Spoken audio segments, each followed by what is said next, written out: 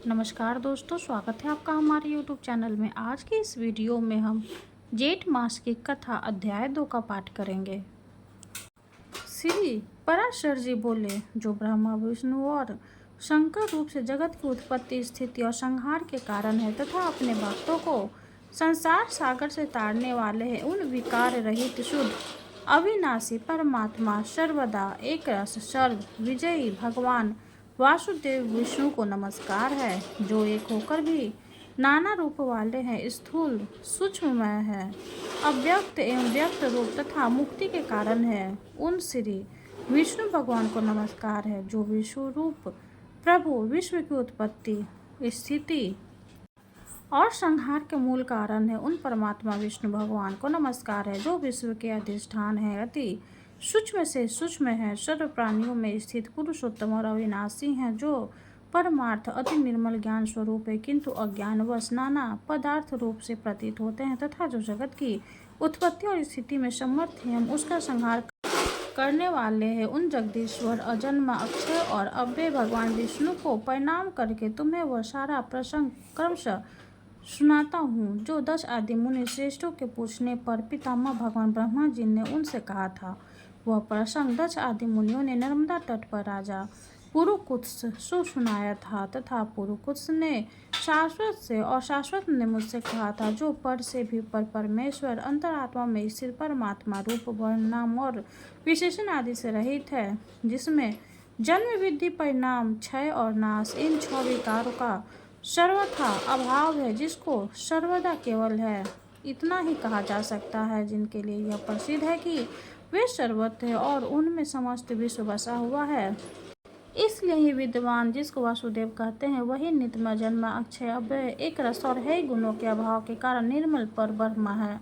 वह इन सब व्यक्त और अव्यक्त जगत के रूप से तथा इसके साक्षी पुरुष और महाकारण काल के रूप में पुरुष से अव्यक्त और व्यक्त उनके अन्य रूप हैं, तथा काल उसका परम रूप है। इस प्रकार जो प्रधान पुरुष, व्यक्त और काल इन चारों से परे है, तथा जिसे पंडित जन ही देख पाते हैं, वही भगवान विष्णु का परम पद है।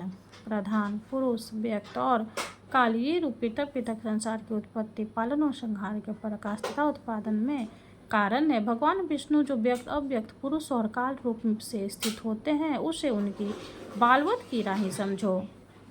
उनमें से अव्यक्त कारण को, जो सद और नित्य है, श्रेष्ठ महेंद्र प्रधान तथा सूक्ष्म प्रकृति कहते हैं, वह क्षय रहित है, उसका कोई अन्य आधार भी नहीं है, तथा अप्रमेय अजय निश्चल शब्द सर्पादि शून्य और उपाधि रहित है। वह त्रिगुणमय और जगत का कारण है, तथा स्वयं अनादि उत्पत्ति और लय से रहित है। वह संपूर्ण प्रलय काल से लेकर सृष्टि के आदि तक उसी से व्याप्त है। हे विद्वान, श्रुति के मार्ग को जानने वाले श्रुति परायण ब्रह्मवेत्ता महात्मागण इसी अर्थ को लक्ष्य करके प्रधान के प्रतिपादन इस श्लोक को कहा करते हैं। ना हो न रात्रिन नभो न भूमि, नार्तित मो ज्योतिर्भूत, नान्यत त्रोदायी बुद्धि ध्यानोपल भयमित प्राधिनकम ब्रह्म तुमास दासी। है विप्र, विष्णु के परम स्वरूप से प्रधान और पुरुष ये 2 रूप है, उसी के जिस अन्य रूप के द्वारा वे दोनों संयुक्त और युक्त होते हैं, उस रूपांतर का ही नाम काल है। बीते हुए प्रलय काल में यह व्यक्त प्रपंच व्यक्ति में लीन था, इसलिए प्रपंच के इस प्रलय को प्राकृतिक प्रलय कहते हैं। हे द्विज, काल तो भगवान अनादि है, इनका अंत नहीं है, इसलिए संसार की उत्पत्ति, स्थिति और प्रलय भी कभी नहीं रुकते। हे मित्र, प्रलय काल में प्रधान में साम्य अवस्था में स्थित हो जाने पर और पुरुष के प्रकृति से पृथक स्थित हो जाने पर विष्णु भगवान का काल रूप प्रवृत्त होता है। तदंतर उन पर ब्रह्मा परमात्मा विश्व रूप सर्वव्यापी सर्वभूतेश्वर सर्वात्मा परमेश्वर स्वेच्छा से विकारी प्रधान और अविकारी पुरुष में प्रविष्ट होकर उनको क्षोभित किया। जिस पर क्रियाशील न होने पर भी गंध अपनी स्त्री मात्र से ही मन को क्षोभित कर देता है, उसी प्रकार परमेश्वर अपने स्थित मात्र से ही प्रधान और पुरुष को प्रेरित करते हैं। ब्राह्मण वह पुरुषोत्तम ही इनको क्षोभित करने वेल है, और वे ही क्षुभ होते हैं, तथा संकोच और विकास युक्त प्रधान रूप से भी वे ही स्थित है। ब्रह्मादि समस्त ईश के ईश्वर विष्णु ही समष्टि व्यष्टि रूप ब्रह्मादि जीव रूप तथा महातत्व रूप से स्थित है। हे द्विजश्रेष्ठ, सर्ग काल के प्राप्त होने पर गुणों की साम्यावस्था रूप प्रधान जय विष्णु के क्षेत्रज्ञ रूप से अधिष्ठित हुआ तो उससे महत्व की उत्पत्ति हुई। उत्पन्न हुए प्रधान को प्रधान तत्व ने आवृत किया। महत्व सात्विक, राजस और तामस भेद से 3 प्रकार का है, किंतु जिस प्रकार बीज छिलके से शांभव से ढका रहता है, वैसे ही यह त्रिविध महत्व प्रधान तत्व से सबको व्याप्त करता है। फिर त्रिविध महत्व से ही वैकारिक, तेजस और तामस भूतादि 3 प्रकार का अहंकार उत्पन्न हुआ है। महामुने, वह त्रिगुणात्मक होने से भूत और इंद्रिय आदि का कारण है, और प्रधान से जैसे महत्त्व व्याप्त है, वैसे ही महत्त्व से वो व्याप्त है। भूत आदि नामक काम से अहंकार ने विकसित होकर शब्द तन मात्र और उससे शब्द गुण वाले आकाश की रचना की। उस भूतादि तामस अहंकार ने शब्द तन मात्रा रूप आकाश को व्याप्त किया। फिर आकाश ने विकृत होकर स्पर्श तन्नाति को रचना किया। उससे बलवान वायु हुआ, उसका गुण स्पर्श मन लिया। शब्द तन्मात्रा रूप आकाश ने स्पर्श तन्मात्रा वाले वायु को आवृत किया। फिर वायु ने विकृत होकर रूप तन्मात्रा की सृष्टि की। वायु से तेज उत्पन्न हुआ, उसका गुण रूप कहा गया। स्पर्श तन्मात्रा रूप वायु ने रूप तन्मात्रा वाले तेज को आवृत किया। फिर तेज ने भी विकृत होकर रस तन्मात्रा की रचना की। उससे रस गुण वाला जल हुआ। रस तन्मात्रा वाले जल को रूप तन्मात्रा में तेज ने आकृत किया। जल विकार को प्राप्त होकर गंध तन्मात्रा तेज ने आकृत किया। जल ने विकार को प्राप्त होकर गंध तन्मात्रा की सृष्टि की। उससे पृथ्वी उत्पन्न हुई है, जिसका गुण गंध माना जाता है। उन आकाश आदि भूतों ने तन्मात्रा है, इसलिए वे तन्मात्रा ही कहे गए हैं। तन्मात्राओं में विशेष भाव नहीं है, इसलिए उनकी अविशेष संज्ञा है। वे अविशेष तन्मात्रा शांत, घोर अथवा मूढ़ नहीं है। इस प्रकार तामस अहंकार से यह भूत तन्मात्रा रूप सर्ग हुआ है। 10 इंद्रियां तेजस अर्थात राजस अहंकार से और उनके अधिष्ठाता देवता वैकारिक अर्थात सात्विक अहंकार से उत्पन्न हुए कहे जाते हैं। इस प्रकार इंद्रियों में अधिष्ठाता 10 देवता और 11 मन वैकारिक है। द्विज त्वक, छज्जु, नासिक, जीह और श्रोत, ये 5 बुद्धि की सहायता से शब्दिक विषयों को ग्रहण करने वाली 5 ज्ञान इंद्रियां हैं। मित्र, वायु, उपस्थ, हस्त, पाद और वाक, 5 काम इंद्रियां हैं। इनके कर्म, त्याग, शिल्प, गति और वचन बतलाए जाते हैं। आकाश, वायु, तेज, जल और पृथ्वी, 5 भूत उत्तरोक्त शब्द स्पर्श आदि 5 गुणों से युक्त है। ये 5 भूत शांत, घोर और मूढ़, अतः ये विशेष कहलाते हैं। इन भूतों में पृथक पृथक नाना शक्तियां हैं, अतः वे परस्पर पूर्णतया मिले बिना संसार की रचना नहीं कर सके। इसलिए एक दूसरे के आश्रय रहने वेल और एक ही संघात की उत्पत्ति की लक्ष्य वाले महत्त्व से लेकर विशेष पर्यंत प्रकृति के इन सभी विकारों ने पुरुष से अधिष्ठ होने के कारण परस्पर मिलकर सर्वथा एक होकर प्रधान तत्व के अनुग्रह से अंड की उत्पत्ति की है। महाबुद्ध जल के बुलबुले के समान क्रम से भूतों से बढ़ा हुआ गोलाकार और जल पर स्थित महान अंड ब्रह्म रूप विष्णु का अति उत्तम प्राकृतिक आधार हुआ। उसमें वे अव्यक्त स्वरूप जगपति विष्णु व्यक्त हिरण्य गर्भ रूप से स्वयं ही विराजमान हुए। उन महात्मा हिरण्य गर्भ का सुमेरु, उल्ब, अन्य पर्वत, जरायु तथा समुद्र गर्भास्थ रस था। हे विप्र, उस अंड में ही पर्वत और द्युपादिक के सहित समुद्र, मोहगण के सहित संपूर्ण लोक तथा देव, असुर और मनुष्य आदि विविध प्राणिवर्ग प्रकट हुए। वह अंड पूर्व की अपेक्षा 10-10 गुना अधिक जल, अग्नि, वायु, आकाश और भूतादि अर्थात तामस अहंकार से आवृत है तथा भूतादि महत्व भी प्रधान से आवृत है। इस प्रकार जैसे नारियल के फल का भीतरी बीज बाहर से कितने ही छिलकों से ढका रहता है, वैसे ही यह अंड इस 7 प्रकार आवरणों से घिरा हुआ है, उसमें स्थित हुए स्वयं विशेश्वर भगवान विष्णु ब्रह्म होकर रजगुण का आश्रय लेकर इस संसार की रचना में प्रवृत्त होते हैं तथा रचना हो जाने पर सत्वगुण विशिष्ट अतुल प्रक्रम में भगवान विष्णु उसका कल्पात प्रत्यंग युग युग में पालन करते हैं। हे मित्र, फिर कल्प का अंत होने पर अति दारुणतम प्रधान रूप धारण करके वे जनार्दन विष्णु ही समस्त भूतों का भक्षण कर लेते हैं। इस प्रकार समस्त भूतों का भक्षण कर लेते हैं। इस प्रकार समस्त भूतों का भक्षण कर संसार को जल में करके वे परमेश्वर शेष शैया पर शयन करते हैं। जागने पर ब्रह्म रूप में होकर वे फिर जगत की रचना करते हैं। वे एक ही भगवान